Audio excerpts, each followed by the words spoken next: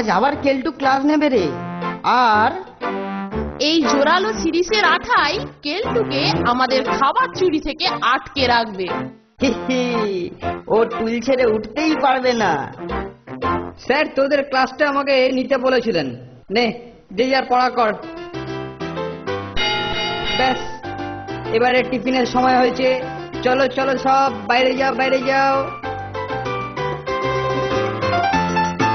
এইবার দেখবো কোথায় কি সুখাদ্য লুকায়িত রয়েছে, পেলে টিফিনটা যা জমবে না। আমি যে টুলের সঙ্গে সেটে গেছি।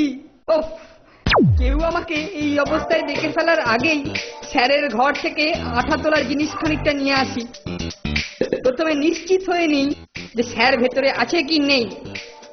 ওফ, বোতলে কালি নেই, যা হাতের সামনে পাই সেখানেই একটা গন্ডগোল। যাই এখন স্টোর থেকে একটা নতুন বোতল নিয়ে আসি গে। ধ্যাত, এবার আবার পায়াটা রেডিয়েটারের খাঁজে গুঁজে গেল।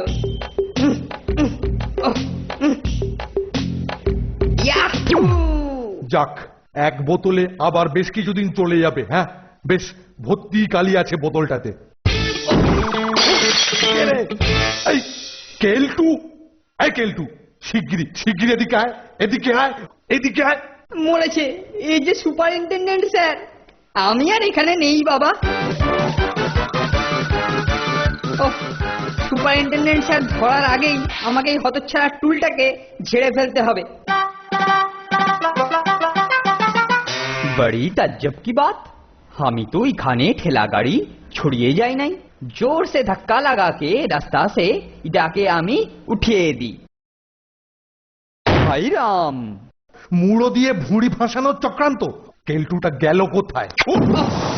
মরকট আমাকে মশিলিপ্ত করে আবার উদরে মস্তকের আঘাত দিয়ে আহত করার চেষ্টা। দেখ কেমন লাগে। না স্যার, না স্যার। কেলটুর পাছায় টুলের পায়া যেন হুলের মতো উঁচিয়ে আছে রে মাইরি।